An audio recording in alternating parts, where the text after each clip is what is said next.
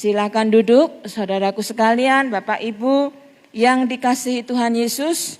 Pertama-tama saya mengucapkan syukur kepada Tuhan oleh karena anugerahnya, maka saya boleh dilayakkan untuk berdiri di tempat ini menjadi saluran berkat bagi Bapak Ibu sekalian. Dan tentunya saya juga berterima kasih kepada Pak John, Ibu Foni, dan juga pengurus yang ada yang sudah mengundang saya untuk ada di tempat ini. Nah, seperti kata pepatah yang mengatakan tidak kenal maka tidak sayang. Silakan duduk. Mungkin sudah saudaraku sekalian kenal saya. Saya sering kali disebut oleh Brother Rison, Miss Hana. Nanti orang bilang lagi saya Ratu Vaksin. Ya, yang lainnya lagi Ibu Hana atau siapa. Tapi mungkin banyak juga yang belum terlalu kenal siapa saya. Oleh sebab itu saya ini tunjukkan ini adalah ketika saya dulu masih muda. Ya, sekarang juga belum tua, walaupun sudah tidak muda lagi. Ya, minggu lalu mungkin ditayangkan foto saya di slide, itu sudah foto saya tahun 2016. Sudah foto lama. Ini yang asli sekarang di sini. Nah, anugerah Tuhan yang sudah membawa saya beberapa tahun yang lalu, 15 tahun yang lalu, ini foto-foto ini dari 15 tahun yang lalu lebih. Ketika Tuhan membawa saya menjadi berkat bagi bangsa-bangsa. Dan kemudian Tuhan membawa saya balik ke Indonesia untuk menjadi berkat bagi Indonesia. Slide berikutnya, ya. Di sini adalah sebagian kecil dari pelayanan yang saya dan tim lakukan. Saya mendirikan yayasan yang namanya Anak Bangsa Berakhlak Mulia. Kami melakukan pembinaan karakter anak bangsa berakhlak mulia di berbagai sekolah, di berbagai lorong-lorong, di berbagai kabupaten dan kota sampai ke Nusa Tenggara Timur. Dan bahkan oleh anugerah Tuhan tentunya dampak-dampak positif yang terjadi. Itulah yang kemudian membuat saya diundang untuk menyaksikan testimoni hidup saya di Kick ND. Yang belum pernah dengar nanti bisa dicari di Google, ketik nama saya untuk dengar kesaksian saya. Di sana karena benar-benar anugerah Tuhan. Karena saya dilahirkan dari keluarga yang sangat miskin. Ayah ibu saya tidak pernah lulus SD. Kami tinggal di rumah yang temboknya sebagian runtuh, ditempel dengan papan-papan. Tetapi anugerah Tuhan yang luar biasa sehingga membawa kami sekeluarga bertemu dengan Tuhan Yesus, dipakai Tuhan untuk melayani Dia. Dan bahkan oleh anugerahnya, tadi saya katakan ayah ibu saya tidak lulus SD, dari miskin, saya SMA pun seringkali orang tua saya tidak mampu untuk membayar tunggak, seragamnya juga seragam bekas, tapi Tuhan mengizinkan saya untuk sekolah tinggi. Minggu lalu ketika Ibu Fani berikan brosur saya bilang gelarnya keliru. Nah, terus kemudian Bu Fani bilang, Rison bilang terlalu panjang gelarnya. Nah, ini adalah anugerah Tuhan. Anugerah Tuhan, kalau saya katakan ini bukan pamer, bukan show off, tetapi saya ingin memberitahukan kepada Bapak Ibu sekalian bahwa tidak ada yang mustahil bersama dengan Tuhan. Amin. Para orang tua di tempat ini, Bapak Ibu mungkin tidak tahu suatu hari nanti anakmu akan jadi apa. Tetapi seorang ibu, seorang ayah yang setia berdoa kepada Tuhan, anak cucumu akan diberkati. Amin. Ya, kemudian slide selanjutnya, ya, pelayanan saya yang lain adalah slide yang berikutnya, ya. Ini pelayanan juga, pelayanan orang sakit, juga kemudian juga pelayanan vaksinasi. Mungkin ada yang pernah divaksin di Pipo yang saya selenggarakan. Sampai sekarang sebenarnya liburan pun terlalu banyak orang yang tanya, kapan ada vaksin lagi? Ya, nah sekarang ini sedikit perkenalan dari saya. Dan oleh anugerah Tuhan sekali lagi saya katakan, saya boleh berdiri di tempat ini. Mimbar saya tidak selalu di atas panggung pegang mikrofon seperti ini. Dan bahkan saya sering berkata, saya tidak perlu mimbar, saya tidak perlu mikrofon. Karena hidup saya sehari-hari itu adalah mimbar saya. Saudaraku, kita seperti kata firman Tuhan katakan, hidup kita adalah suratan terbuka. Kemana kita pergi, apapun yang kita lakukan. Oleh anugerah Tuhan, biarlah namanya Tuhan dipermuliakan di dalam dan melalui kita. Amin. Slide berikutnya. Nah, hari ini, malam ini saudaraku, Tuhan letakkan di dalam hati saya untuk berkata atau untuk berbagi tentang pengampunan. Ada satu doa yang luar biasa yang saya kira Bapak Ibu sekalian banyak yang hafal doa ini, doa Bapak kami. Saya tidak akan bacakan seluruhnya, tapi ada yang saya beri warna merah. Di sekian saudaraku doa yang Tuhan Yesus pernah ajarkan, ada satu bagian yang mengatakan, ampunilah kami akan kesalahan kami, seperti kami juga mengampuni orang yang bersalah kepada kami. Saudaraku sekalian, saya ulangi, ampunilah kami akan kesalahan kami, seperti kami juga mengampuni orang yang bersalah kepada kami. Saudaraku sekalian, saya tidak tahu apakah ada di dalam ruangan ini yang tidak pernah berbuat salah. Saya yakin kita semua pernah berbuat salah. Firman Tuhan mengatakan, dan bukan hanya saudaraku, firman Tuhan mengatakan, dan itu memang firman Tuhan adalah fakta, dan memang faktanya adalah kita semua ini manusia yang berdosa. Yang karena kejatuhan Adam dan Hawa, kita kehilangan kemuliaan Tuhan, kita terputus hubungan dengan Tuhan, sehingga kita perlu Tuhan Yesus sebagai juru selamat kita. Kita perlu jembatan yang menghubungkan antara kita dengan Bapa yang menciptakan kita. Dan oleh sebab itulah ketika Yesus ada di bumi ini, mengajarkan kepada murid-muridnya tentang doa ini. Salah satunya dikatakan, Bapa ampunilah kami, ampunilah kesalahan kami. Karena kita tidak pernah lepas daripada kesalahan. Mungkin saudara adalah orang yang sangat baik, terkenal sangat baik. Penuh welas asih, gak pernah marah, gak pernah emosi. Pokoknya apapun orang baik sekali. Tapi kalau mau jujur, di dalam hati, di dalam pikiran, pasti pernah sekali atau entah berapa kali, pasti ada kesalahan yang pernah kita lakukan. Ya atau ya, aku ya. Oleh sebab itulah Tuhan Yesus mengajarkan, ampunilah kami. Tetapi tadi ada sambungannya, seperti kami juga mengampuni orang yang bersalah kepada kami. Tapi jujur, kadang-kadang tidak mudah mengampuni. Saudaraku, jujur sulit untuk mengampuni. Karena kalau diminta mengampuni kemudian berkata, tapi hidupku hancur karena dia. Saya pernah dipermalukan. Hak saya pernah dirampas. Sakitnya itu di sini nih. Ya kan? Ya, bagaimana saya bisa mengampuni? Tapi doanya Yesus tadi, ampuni kami seperti kami mengampuni orang lain. Dengan kata lain, kalau kita tidak mau mengampuni orang lain, apakah doa itu berlaku untuk diri kita? Perlu direnungkan. Ya, nah sebelum kita buka slide lain, slide berikutnya, tapi saya ingin ajak dulu buka satu ayat firman Tuhan yang tidak ada di slide saya. Yaitu Kidung Agung pasal yang keempat ayat yang ke-16 hingga kemudian pasal 5 ayat yang pertama. Kidung Agung pasal yang keempat ayat yang ke-16 dikatakan demikian.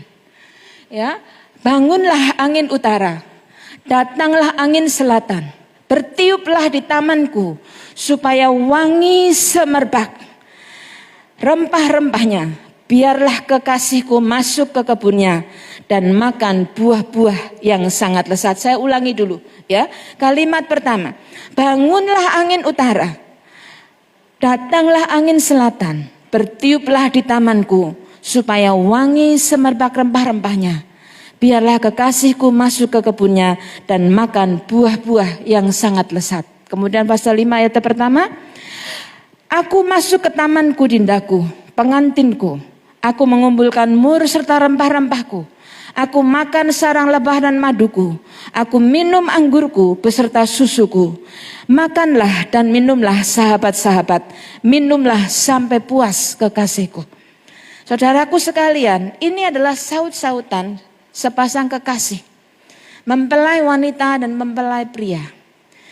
Yang pasal 4 ayat 16 tadi adalah seruan seorang perempuan, kekasih sang pengantin perempuan. Yang dia berkata, hai angin utara, angin selatan. Dia panggil angin dari utara, dari selatan untuk berhembus ke kebunnya. Kenapa dia minta angin untuk berhembus? Tadi dikatakan supaya bau rempah-rempahnya itu semerbak. Paham ya saudaraku ya? Kita belajar pelan-pelan. Bayangkan ini ruangan ini adalah kebunnya daripada si pengantin perempuan itu tadi. Tidak dicatat, tidak dijelaskan apa saja isi dari kebun itu. Yang kita tahu hanya rempah-rempahnya. Dan kalau angin bertiup, saudaraku, ada bangkai di dalam ruangan ini. Apa yang semerbak? Bau bangkai. Betul?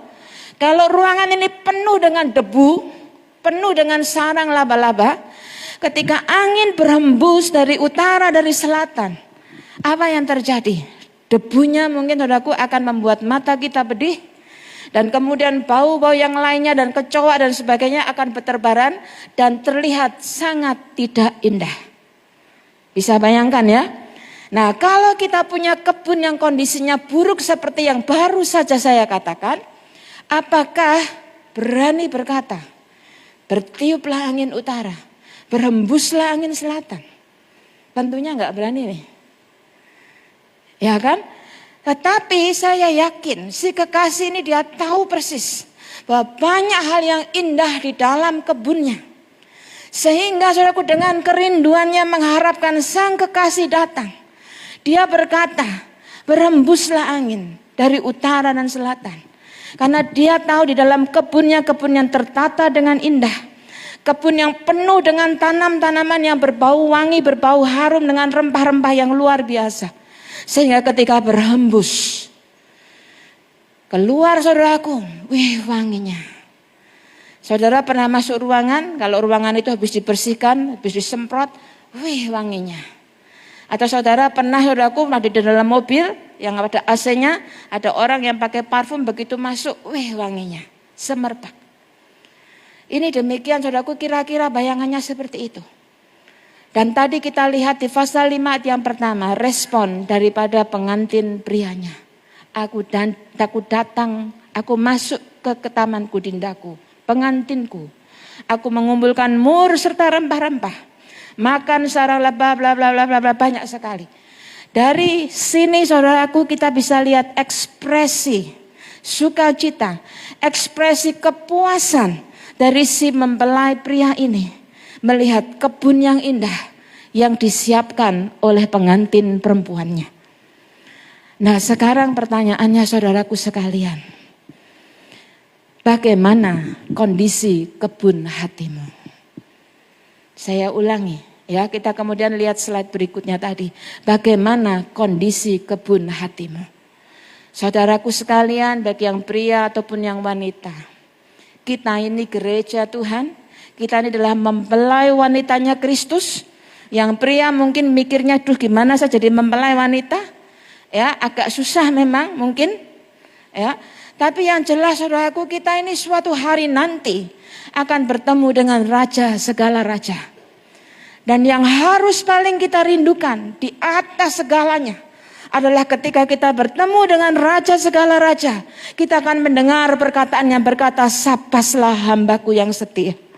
Kita harus rindu mendengar selamat sukacita daripada Raja di atas segala raja yang menyambut. Saudaraku, percayalah kalau kita nanti menghadap Tuhan, ketika dia datang kembali atau kita sudah dipanggil pulang dulu, tidak akan ditanya berapa jumlahnya jemaatmu di Rupe, atau berapa jumlahnya anak-anak yang saya layani di anak BPM, atau berapa banyak negara yang kau sudah datangi, atau berapa banyak kantong sembako yang kau bagikan. Saya yakin bukan itu semuanya. Tetapi yang dirindukan saudaraku oleh Raja di atas segala raja adalah bagaimana kita memberikan hidup dan hati kita yang terbaik bagi dia. Sehingga ketika dia melihat hati kita, melihat kehidupan kita, melihat apapun yang kita lakukan, dia dengan tersenyum puas melihat ini hambaku, pengantinku, anak-anakku yang hidupnya menyukakan hati saya. Itu yang perlu kita kejar dalam hidup kita. Nah saudaraku, kembali kepada soal pengampunan tadi. Saya yakin di dalam hidup saudaraku sekalian pernah mengalami apa yang terlihat di dalam kartun ini. Saudara mungkin kau pernah dituding-tuding saudaraku, ya difitnah, dituduh melakukan yang kau tidak lakukan, dituduh mengatakan yang kau tidak katakan. Ya, atau sebaliknya mungkin kita yang melakukan itu, mudah-mudahan tidak ada di sini. Ya, ada yang dibully, ada saudaraku kemudian perceraian di dalam keluarga, anaknya di tengah-tengah gambar-gambar ini, saudara bisa terjemahkan sendiri. Hal seperti ini banyak terjadi dalam kehidupan sehari-hari. Dan inilah yang saya katakan tadi, yang membuat kita berkata, sulit, aku tidak bisa mengampuni. Bagaimana bisa melupakan itu semua? Begitu pahit, begitu pedih. Bukan hanya di dalam ruangan ini, saudara-saudara yang nonton di Facebook atau Instagram, saudara mungkin juga mengalami seperti apa yang terlihat di dalam gambar ini. Aku sepertinya tidak ada pembela, ditinggal sendirian. Aku orang tidak mengenali dirimu, banyak hal. Dan kondisi yang sedemikian ini, kalau itu terus-menerus terjadi, dan kita tidak bisa atau tidak mau mengampuni. Slide berikutnya, maka saudaraku, perjalanan hidup kita kira-kira seperti gambar ini.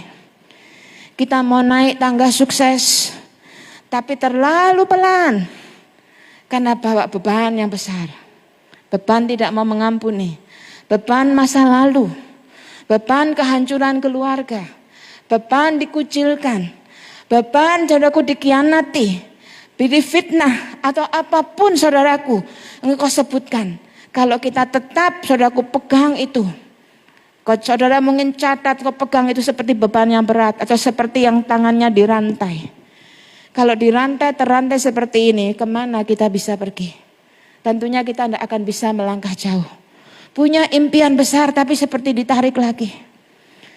Malam ini saya ingin ajak saudara sekalian merenungkan diri kita pribadi dan merenungkan kasih Tuhan dan mengambil keputusan supaya hidup kita menjadi hidup yang benar-benar merdeka di dalam Kristus. Amin. Selanjutnya, ada seorang perempuan, saudaraku, ya namanya Hana. Kebetulan saya juga namanya Hana. Ini ada dalam kitab 1 Samuel. Saya bacakan 1 Samuel pertama ayat yang ke-6. Tetapi madunya, ya ini di dalam perjanjian lama saudaraku, ini banyak orang di madu. Nah gini-gini jangan diikutin bilang di Alkitab ada madu, saya sekarang juga cari madu. Ya, bukan itu. Tetapi saudaraku ini kisah ini, madunya yaitu Penina selalu menyakiti hatinya supaya ia gusar. Karena Tuhan telah menutup kandungannya. Berapa banyak di antara kita yang gak gusar kalau dimarahi? Saudaraku, kadang saya ngomong demikian, kucing pun kalau diinjak ekornya teriak. Ya kan? Jadi kalau diusik, saudaraku, difitnah, dihina, direndahkan, ya pasti hatinya gusar. Sama seperti si Hana. Hana mandul, kandungannya ditutup oleh Tuhan. Penina punya beberapa orang anak. Dan di zaman itu wanita yang tidak bisa melahirkan itu dianggap terkutuk, memalukan. Jadi kita tahu kondisi daripada Hana itu sangat sedih. Ayat 7, demikianlah terjadi dari tahun ke tahun. Setiap kali Hana pergi ke rumah Tuhan, Penina menyakiti hati Hana sehingga ia menangis dan tidak mau makan. Ya, lanjut. Mungkin saudara pernah tidak mau makan karena saking sakit hatinya. Kita baca ini kisah sambil kita renungkan, kita bayangkan andaikan saya itu jadi seperti si Hana ini. Ya, ayat 9. Pada suatu kali setelah mereka habis makan dan minum di Silo, berdirilah Hana, sedang Imam Eli duduk di kursi dekat tiang pintu bait suci Tuhan. Dan dengan hati pedih, ia berdoa kepada Tuhan sambil menangis terseduh-seduh. Saudara, saya tidak tahu, entah saudara pernah tidak, hatimu pedih sampai menangis terseduh-seduh. Kalau belum pernah, saya rasa suatu kali nanti Tuhan akan izinkan. Setiap kita kadang diizinkan untuk mengalami hal-hal yang tidak diharapkan. Untuk kita jadi lebih dewasa. Raja Daud saudaraku tercatat dalam Alkitab juga. Suatu hari dia dengan pasukannya menghadapi musuh dan pulang dengan kemenangan yang besar. Ketika dia kembali ke kotanya, ke ibu kota, ke tempat istananya, kediamannya, terkejut karena semuanya, istri, anak-anaknya, kota sepi dijarah.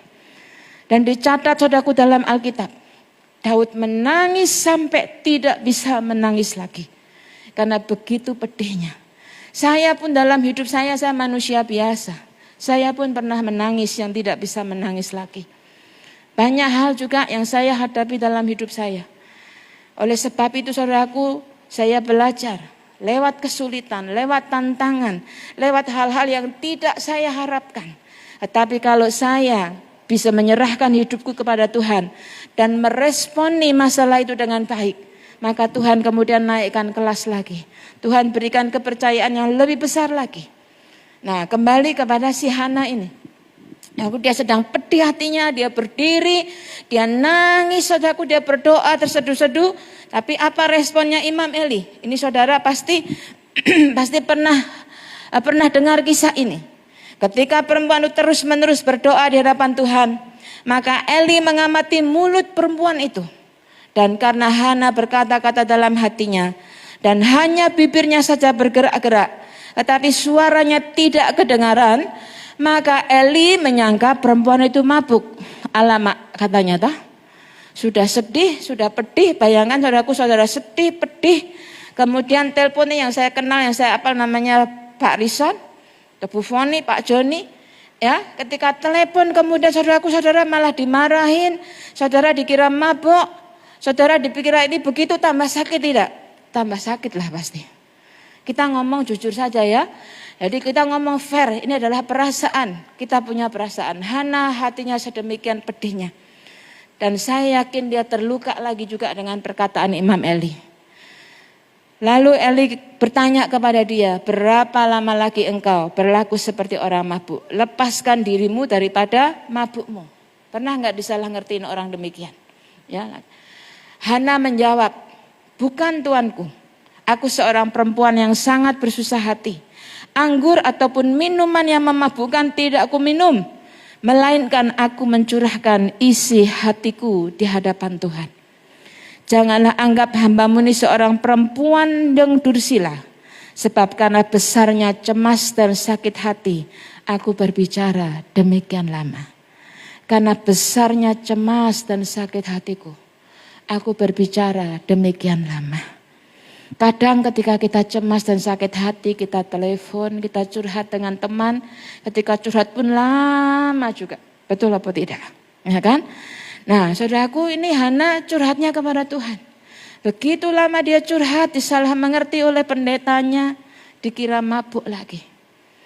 Tetapi saudaraku sekalian, firman Tuhan mengatakan, dia dekat dengan orang-orang yang patah hatinya. Orang yang hancur hatinya tidak dipandang hina.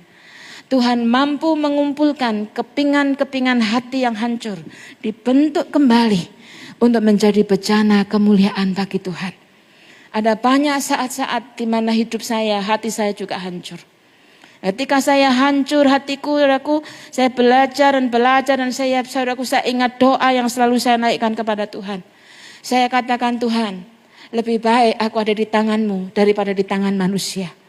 Lebih baik aku hancur di tangan-Mu, karena Engkau bisa membentuk aku kembali menjadi baru lagi daripada hancur di tangan manusia.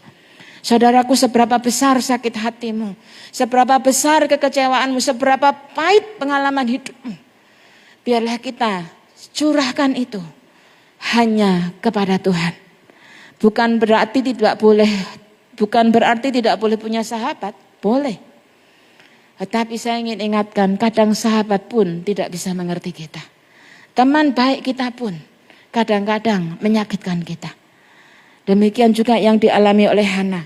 Kemudian jawab Eli, pergilah dengan selamat dan Tuhan Israel akan memberikan kepadamu apa yang kau minta daripadanya.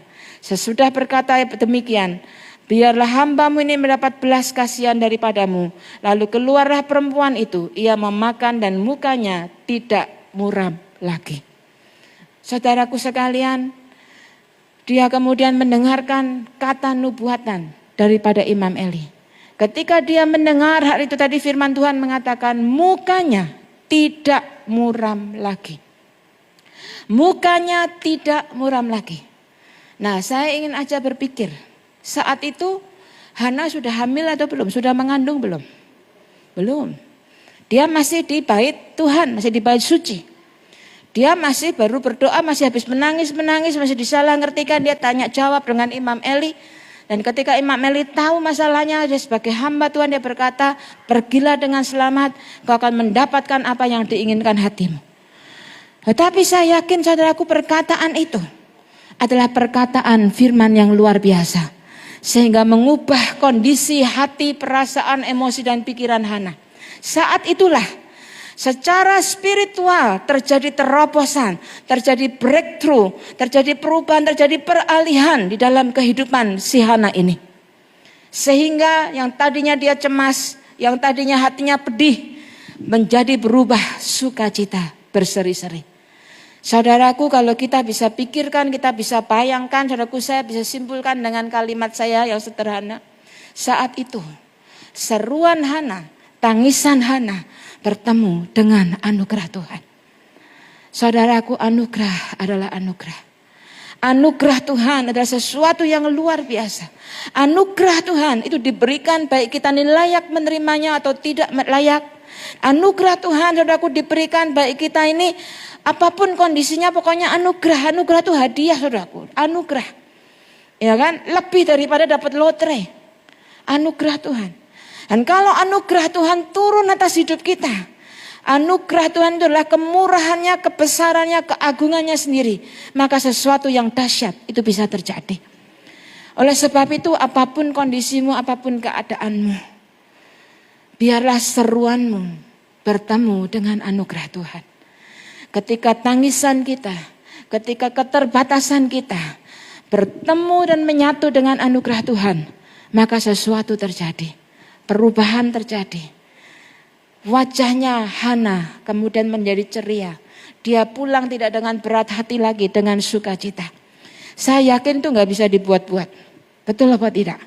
Dia pulang kan masih belum hamil. Dia gak tahu dia bakal hamil apa tidak. Besok bulan depan dia belum tahu. Tapi ada sesuatu yang luar biasa yang mengubah kondisi hatinya. Sehingga dia pulang dengan sukacita. Saya ngomong begini saya jadi ingat saudaraku lama dulu tahun 93. Ketika saya pengen sekali sekolah di Christ for the Nation. Itu sekolah Alkitab, sekolah kepemimpinan di Dallas, Texas. Sekolah yang luar biasa, yang pernah dengar Reinhard Bonnke, anak menantunya lulusan dari situ, yang pernah dengar Cindy Jacob lulusannya dari situ, ya, ayahnya Joel Austin sering khotbah di situ, pokoknya sekolah top sekali di Amerika. Saya ingin sekolah di sana. Ini punya mimpi besar walaupun anaknya orang miskin. Jadi saya mendaftar, saya ingat saudaraku, karena setiap kali saya mendengar lagu pujian, ada teman saya bawa oleh-oleh kaset, waktu itu belum CD, zaman sekarang CD. Setiap kali saya dengar pujian, hati saya menangis. Dan saya pengen sekolah di sana. Saya mulai melangkah, mulai daftar, minta beasiswa. Dan saya ingat ketika kemudian saya dapat balasannya, prosesnya terlalu panjang, pokoknya saya dapat balasan, saya dapat beasiswa kerja setengah. Setengahnya harus bayar. Setengahnya harus bayar, gak punya uang. Jadi saya pikir lupakan. Bukan tempat saya tidak mungkin ke sana. Saudaraku itu saya ingat itu sekitar bulan Maret atau apa begitu ya. Nah suatu hari beberapa bulan kemudian saya dulu di Surabaya, saya pernah tinggal dengan gembala saya almarhum Bapak Yeremia Rim. Saya tinggal di Surabaya, di sana di rumahnya almarhum dengan sekarang istrinya, anaknya sudah besar melayani Tuhan dengan Ibu Meliani. Suatu hari gembala saya ini mengatakan, kamu sekolahlah supaya bisa lebih ngerti dilengkapi pelayananmu. Saya tanya sekolah di mana Kak Yer? Kalau sudah tidak diterima, tidak punya uang ke Christ for the Nation. Carilah yang lain di Portland kayak atau di Tyrannus Bandung kayak gitu. Nah saya dari kecil saya adalah seorang yang belajar taat dan tunduk kepada pemimpin saya. Saya mulai berdoa dan saya berkata, Tuhan, gembalaku mengatakan saya perlu sekolah lagi. Sekarang saya sekolah di mana Tuhan? Saya ingin di Christ for the Nation. Tapi saya lepaskan pegangan saya letakkan di hadapan Tuhan. Dan saya berkata, Tuhan di mana?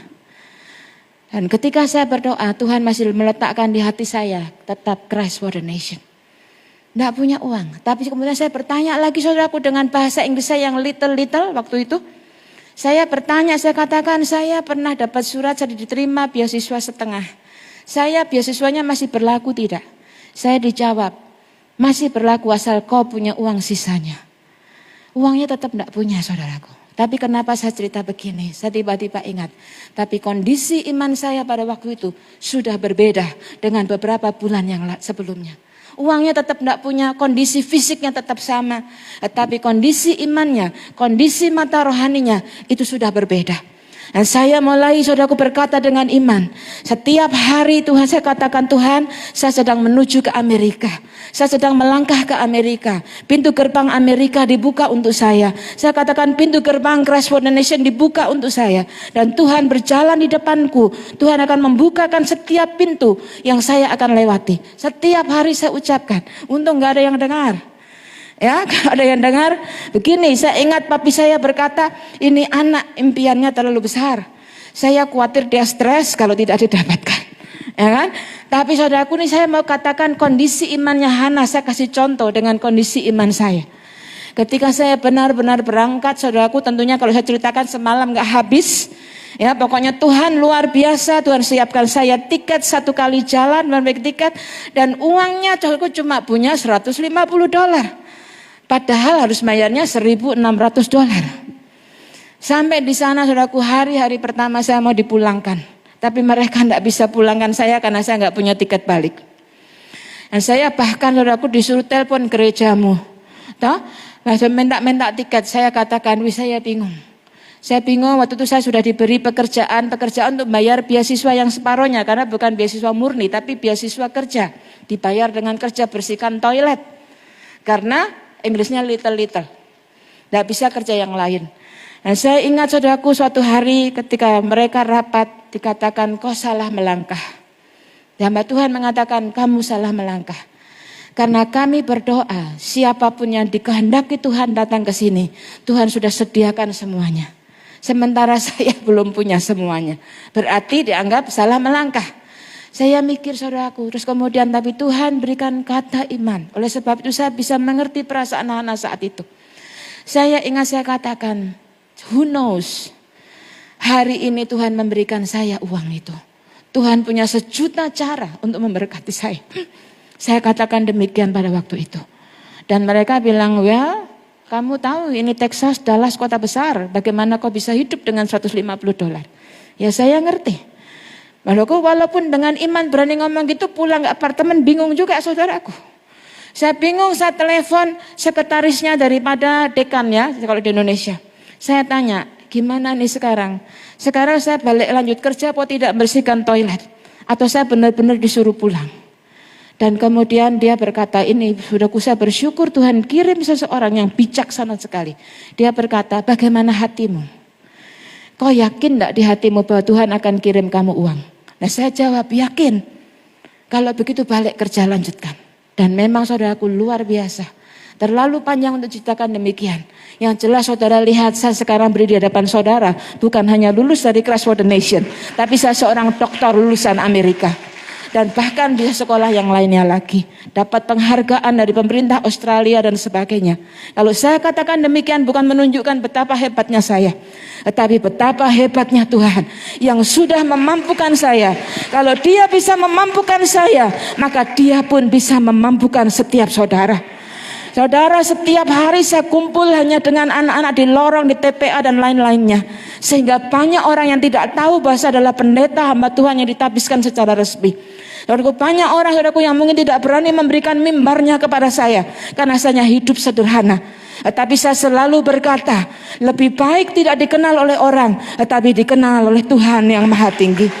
Karena Tuhan selalu punya cara untuk mengangkat engkau tinggi-tinggi. Tuhan selalu punya cara untuk menempatkan orang-orang di sepanjang perjalananmu. Sehingga rencananya Tuhan atas kehidupanmu itu bisa dikenapi bagi kemuliaannya Dia. Amin saudaraku. Tapi saya ingin katakan saudaraku sekalian, pengampunan sangat penting. Karena kalau engkau tidak bisa mengampuni, langkahmu akan sangat berat. Ketika engkau tidak bisa mengampuni, hatimu akan penuh dengan kemarahan, dengan kekeraman. Tidak ada ketenangan. Engkau tidak bisa berpikir, tidak bisa punya inspirasi, tidak bisa punya ide, tidak bisa punya kreatif. Saudaraku, saya manusia normal yang bisa sakit hati dan kecewa. Tetapi ketika saya sakit hati dan kecewa, saya tutup mata dan saya katakan, Tuhan, saya tidak mau lama-lama ini Tuhan. Saya buang dan saya melangkah lari. Saudaraku, kita semua mengalami hal yang sama. Bahkan Tuhan pun mengalami hal yang sama. Saya lanjutkan videonya, nggak usah ya karena waktu. Yang slide ke-13. Nah, saya ingin katakan saudaraku, mengampuni itu bukan berarti melupakan atau memaklumi kerusakan yang dia berbuat, atau berpura-pura manis terhadap si pecundang. Ini saya mau ajak mikir fakta saudaraku. Kalau saya ajak saudara, saya ingatkan saudara untuk mengampuni, bukan berarti lupa. Kita tetap punya daya ingat saudaraku. Tapi ketika kita ingat, sakitnya sudah nggak ada lagi. Tidak punya hard feeling. Saudaraku, kita tidak bisa memaklumi kerusakan yang dibuat oleh si pecundang. Saudaraku, ada orang yang pacarnya, tunangannya diambil oleh sahabatnya sendiri. Impiannya hancur, tidak mungkin dilupakan saudara. Ya kan? Itu kerusakan masa depannya tidak mungkin dilupakan. Tetapi ketika ingat, tidak ada lagi hard feeling. Ketika engkau dikecewakan, disakiti orang, ketika dengar namanya, wih, itu berarti belum sembuh. Tetapi ketika engkau ketemu orang itu saudaraku, ya walaupun mungkin tidak bersahabat lagi, dan saya ingin ingatkan tidak harus bersahabat dengan orang yang menyakiti engkau. Tetapi yang penting tidak harus ya, bukannya tidak boleh ya, jangan keliru, tidak harus. Mau bersahabat lagi boleh, tidak ya enggak apa-apa, yang penting mengampuni. Kalau engkau mengampuni saudaraku, misalnya nih ya teman saya nih, saya misalnya pernah melukai saya. Ketika saya belum bisa mengampuni, lihat dia, bisa-bisa nggak usah lihat nih, ya kan? Tetapi kalau saya sudah sembuh, lihat dia hanya seperti lihat orang di pinggir jalan. Saudara setiap hari ketemu berapa ratus orang di pinggir jalan. Ada perasaan sakit, kecewa, enggak kan? Nah itulah artinya mengampuni. Malam ini nanti kalau kita berdoa, kita minta Tuhan sembuhkan hatiku dari segala sesuatu, dari sampah-sampah, supaya kebunku itu harum semerbak bagi Tuhan. Saudaraku, batu-batu sampah-sampah yang di dalam hidup kita, biarlah dibuang oleh Tuhan. Saudaraku, salah satu program pelajaran anak BBM saya, itu adalah dikatakan jangan percaya pada perkataan penindas. Nah, dikatakan jangan percaya perkataan penindas, kenapa? Karena dalam hidup kita ini dari kecil sampai dewasa sampai tua. Mungkin saudara pernah dikatakan kau goblok, nah, kamu ini begini, kamu pecundang, kamu gagal, entah kata-kata negatif apa yang pernah dikatakan. Sehingga saudara tertindas, jadi sampah dalam hidup kita. Jangan jadikan hidup kita, kebun kita jadi sampah. Kita harus berani dengan iman, saya buang itu kebodohan, saya batalkan perkataan itu, dibuang semuanya. Saudaraku, supaya yang kita dengar hanya perkataan raja di atas segala raja. Amin ya saudaraku sekalian. Ya, dan kita juga tidak perlu berpura-pura manis. Kalau memang perlu mengkonfront, menjelaskan, ya jelaskan. Kalau mau didengarkan berbaik kembali, oke puji Tuhan. Kalau tidak, ya sudah. Tapi kita tidak menyimpan kepahitan dan tidak mengampuni. Saudaraku, ada saat-saatnya saya pun sulit mengampuni. Dan ketika saya sulit mengampuni, apa yang saya katakan? Saya katakan, Tuhan, Engkau tahu hatiku terluka. Dan jujur Tuhan, sulit, saya tidak bisa mengampuni. Tetapi firman-Mu berkata, saya harus mengampuni. Jadi, saya ampuni Tuhan. Jujur saudaraku, seperti seorang anak kecil berkata kepada bapaknya. Ketika kita berkata, Tuhan saya mau. Tuhan akan turun tangan menolong kita dan menyembuhkan kita. Amin ya. Pengampunan itu memberikan kedamaian yang menolongmu untuk menikmati kehidupan. Memberikan kedamaian. Jadi pilihannya saudaraku, mau hidup damai tenang, atau mau hidup pagi-pagi bangun, duh sakitnya ini hati. Ya, besok pagi kalau bangun, ketika buka mata pertama, coba rasakan hatinya apa saudaraku?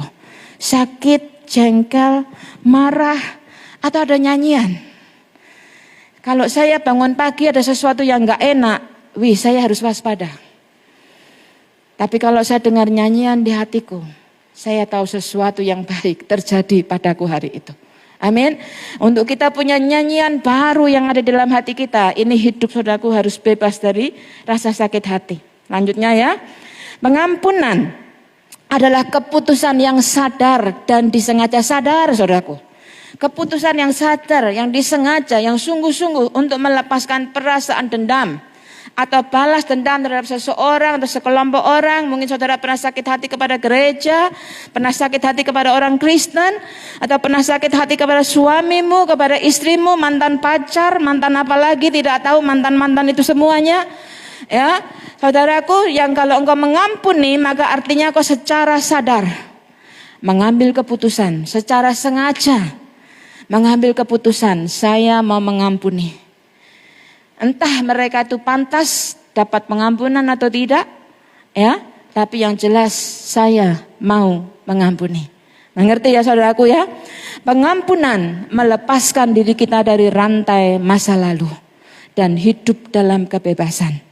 Pengampunan tidak bisa mengubah masa lalu, tetapi pengampunan mempercerah masa depan. Saudara, kalau pacarmu, tunanganmu direbut, atau suamimu, istrimu direbut orang lain, kita berdoa tentunya Tuhan masih bisa memulihkan suami istri. Tapi ini maksud saya kasih contoh tadi ya. Misalnya saudaraku setunangan direbut sendiri dengan pacarnya, dengan sahabatnya. Masa bisa mengubah masa lalu? Tentunya nggak bisa. Tapi ketika engkau mengampuni, itu mempercerah masa depanmu. Amin saudaraku. Ya, saya berdoa dari yang paling depan sampai yang paling belakang. Saudara mendengar, masuk ke dalam hati. Dan sambil engkau mendengar saudaraku, saya kira saudara akan ingat siapa-siapa yang mengampuni, lepaskan pengampunan itu. Supaya engkau pulang dengan bebas, dengan merdeka, terbang. Lepas daripada rantai masa lalu. Selanjutnya, ya saya sebentar lagi tidak akan lama lagi. Apakah yang Yesus pernah alami dan rasakan saudaraku? Tadi kita ngomong tentang diri kita, tentang kehidupan sehari-hari. Yesus saudaraku, dia pernah dicium oleh Yudas sang pengkhianat. Gambar selanjutnya. Ciuman Yudas pengkhianat. Siapa Yudas saudaraku? Yudas ketemu tentu saudara tahu kan? 1 dari 12 murid. Yang setiap hari pelayanan sama-sama selama 3 tahun. Itu dari lingkaran kecilmu saudaraku. Ini kira-kira ini berapa orang ya? 100, 200 orang. Tapi ini saudaraku di antara 200 ini ada yang 12 yang kumpul terus. Mungkin saudaraku bersama-sama pelayanan terus setiap hari bersama dengan Yesus. Suatu hari saudaraku dicium, bukan ciuman sayang, tapi ciuman seorang pengkhianat. Sakit enggak saudaraku? Sakit pasti. Saudara yang pernah dikhianati, engkau tahu rasanya bagaimana.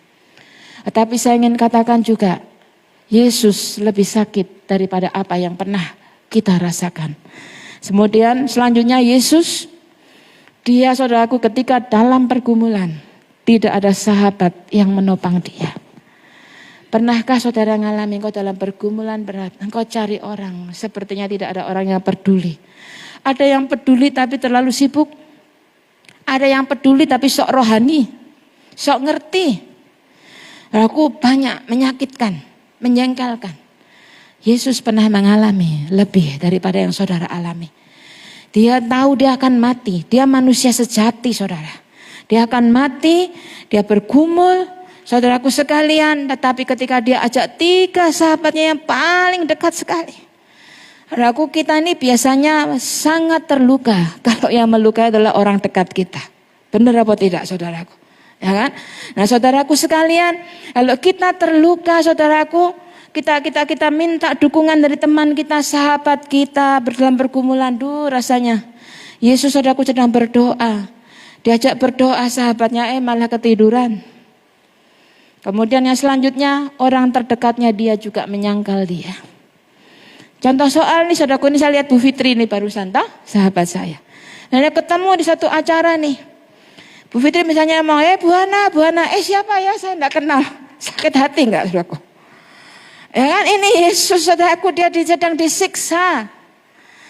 Sedang disiksa saudaraku, bayanginnya sedang disiksa, sedang diadili. Saudaraku orang yang dekat, yang saudaraku kalau saya bayangkan saya pengen dia ngomong sesuatu bela saya kita sering mengharapkan demikian, benar enggak saudaraku? Kalau saya ya mengharapkan temanku bela saya.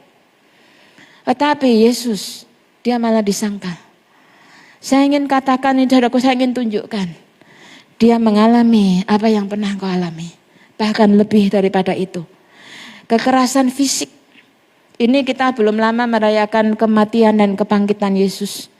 Saudara tentunya sudah tahu berapa banyak darah yang dicurahkan, cambuk, saudaraku, dan sebagainya, kekerasan fisik dia pernah alami. Saya nggak tahu mungkin saudara yang pernah dipukul, ditempeleng ketika kecil, ketika besar, pernah mengalami kekerasan fisik, diintimidasi secara emosional mungkin dan secara fisik. Yesus pernah mengalami.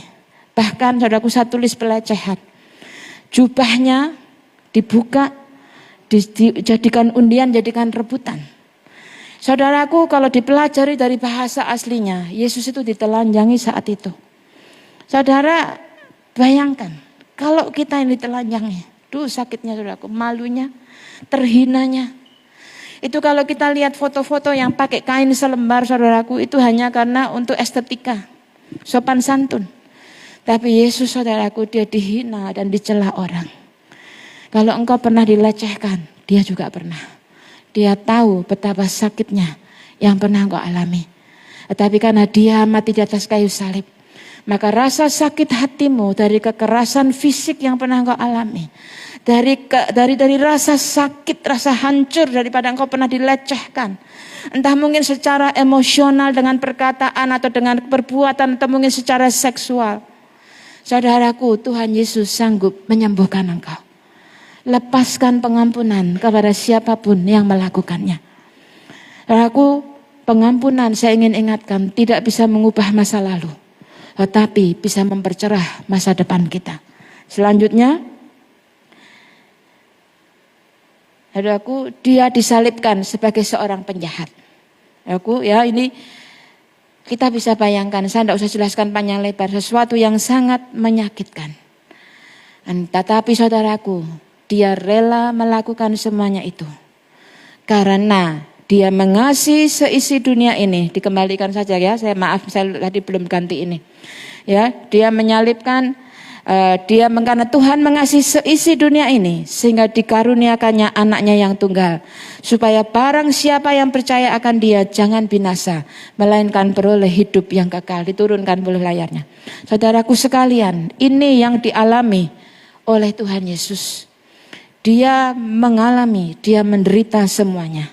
Boleh diturunkan tayangan ya. Di situ.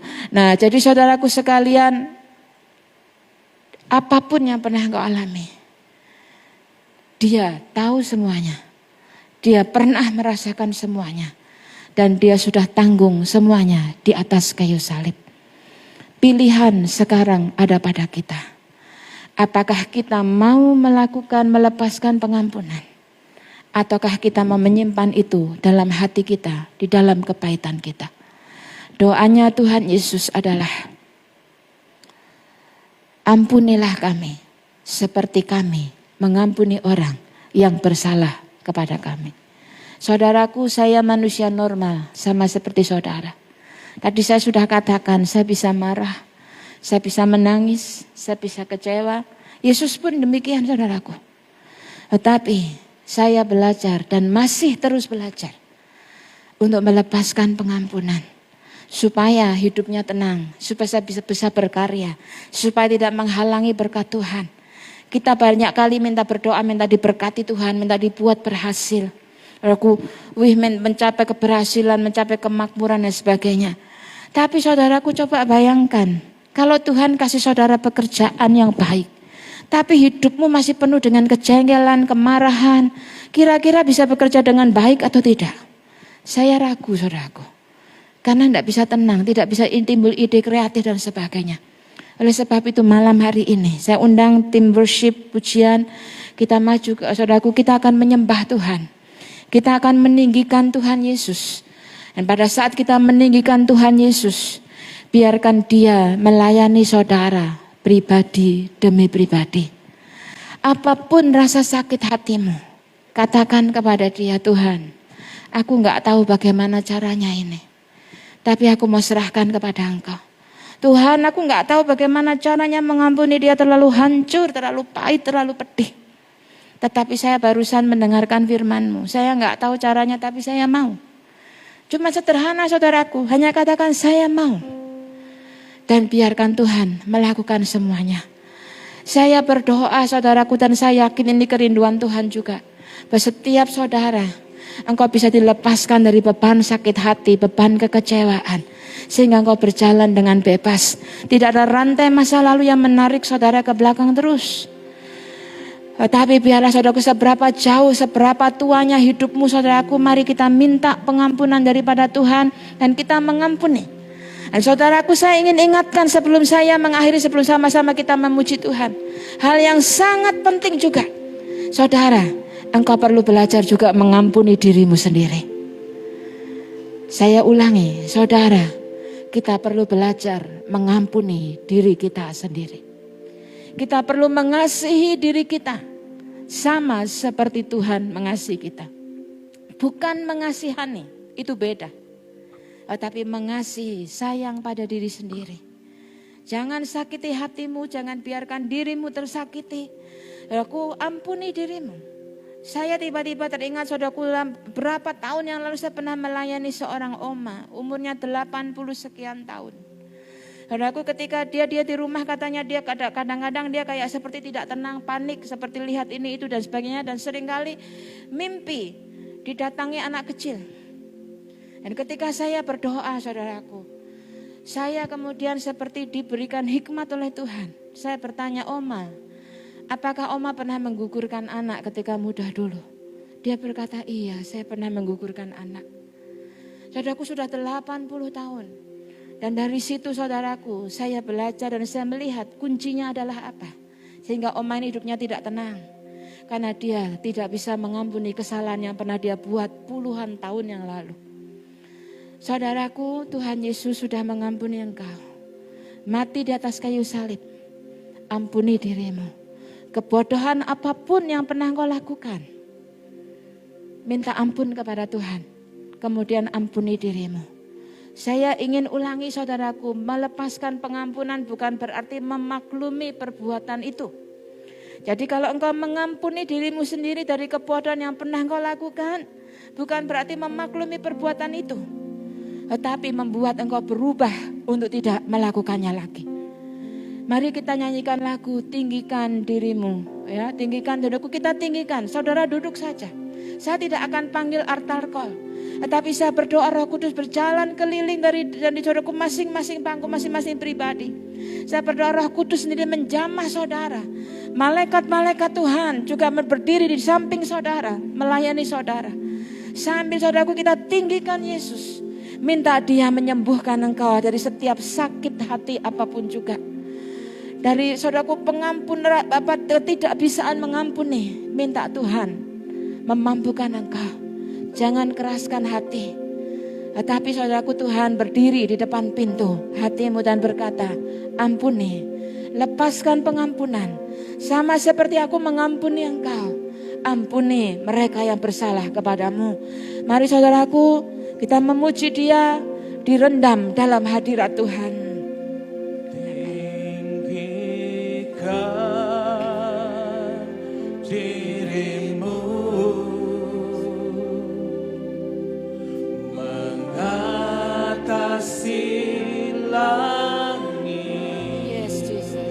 Tuhan, hamba berdoa untuk setiap pribadi.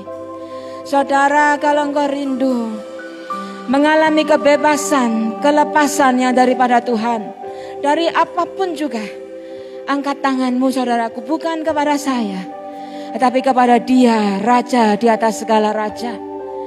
Kalau engkau ingin berkata, Tuhan, aku tidak tahu bagaimana caranya mengampuni dan aku tidak bisa, tetapi aku mau Tuhan. Saudara, angkat tanganmu. Aku sementara musik masih mengalun, saudaraku, biarkan Roh Kudus berjalan memeluk saudara. Kalau engkau rasa saudaraku merasa seperti mau menangis, jangan tahan. Saudaraku, air matamu juga adalah air mata pembersihan. Biarkan Roh Kudus berjalan memeluk saudara.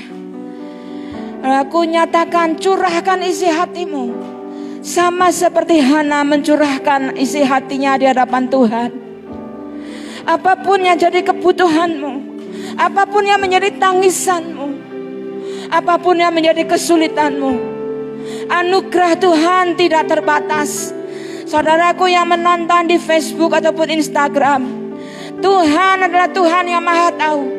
Matanya melihat di mana Engkau berada saat ini. Dan dia berkata, aku mengasihi Engkau. Engkau berharga di mataku. Aku menciptakan Engkau sempurna, utuh adanya. Bukan kehendakku Engkau mengalami kehancuran di dalam kehidupanmu. Tetapi kalau budaya, kalau manusia, kalau hal-hal yang lain sudah menghancurkan engkau di masa yang lalu, firman Tuhan mengatakan, ketahuilah bahwa aku Tuhan yang maha mampu, aku Tuhan yang maha bisa, aku Tuhan yang mengumpulkan kepingan-kepingan kehancuran hidupmu. Aku kumpulkan di tanganku untuk aku bentuk kembali menjadi bencana yang baru, bencana kemuliaan yang aku pakai untuk kemuliaanku. Sehingga di dalam hidupmu akan mengalir nyanyian-nyanyian baru. Dari dalam hatimu akan mengalir aliran-aliran air kehidupan. Dari dalam kehidupanmu akan mengalir bau harum mawar Syaron itu. Oleh sebab itu serahkan dirimu, berikan dirimu sepenuhnya untuk diperdamaikan dengan aku, kata Tuhan Yesus. Untuk dipulihkan. Karena pemulihan, kesembuhan, itulah yang layak untuk engkau terima. Anugerahku cukup bagimu.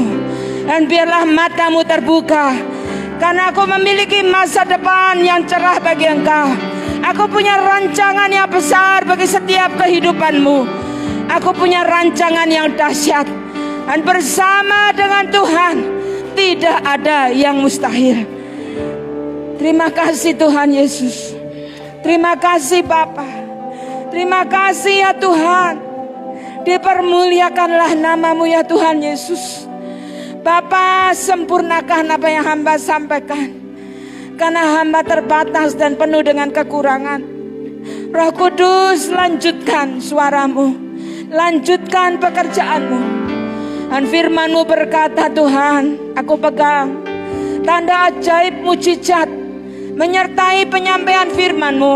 Oleh sebab itu aku berdoa setiap pribadi di tempat ini, baik yang duduk di paling belakang ataupun paling depan, di tengah, di kiri, di kanan, dimanapun juga, bahkan yang sedang menyaksikan dari Facebook ataupun Instagram. Tuhan, aku berdoa tangan-Mu yang dahsyat menjamah setiap pribadi. Setiap akar kepahitan dicabut di dalam nama Yesus. Setiap batu-batu kekerasan, batu sakit hati dihancurkan di dalam nama Yesus. Setiap kata-kata intimidasi, kata-kata negatif yang pernah diucapkan, dibatalkan di dalam nama Yesus. Tuhan, setiap anak-anak-Mu ini akan memiliki perubahan dalam hidupnya. Hidup yang penuh berkat, hidup di dalam kelimpahan, hidup yang menjadi berkat bagi orang lain, hidup yang memuliakan Engkau.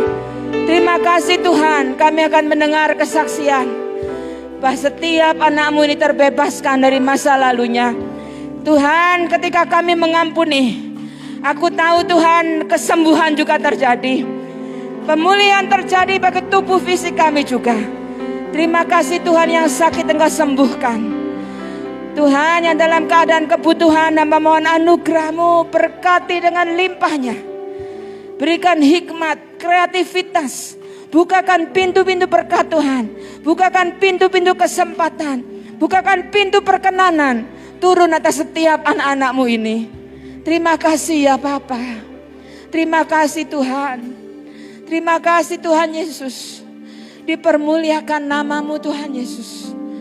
Biarlah kebun hati kami dipenuhi dengan rempah-rempah, dengan mur Tuhan, dengan bunga-bunga yang harum. Dan kebun kami, kebun hidup kami menyukakan hati Engkau. Terima kasih Tuhan Yesus, terima kasih. Terima kasih Bapa. Semua kemuliaan hanya kepadamu Tuhan Yesus. Terima kasih ya Bapa. Di dalam namamu Yesus kami berdoa. Amin. Berikan kemuliaan buat Tuhan Yesus.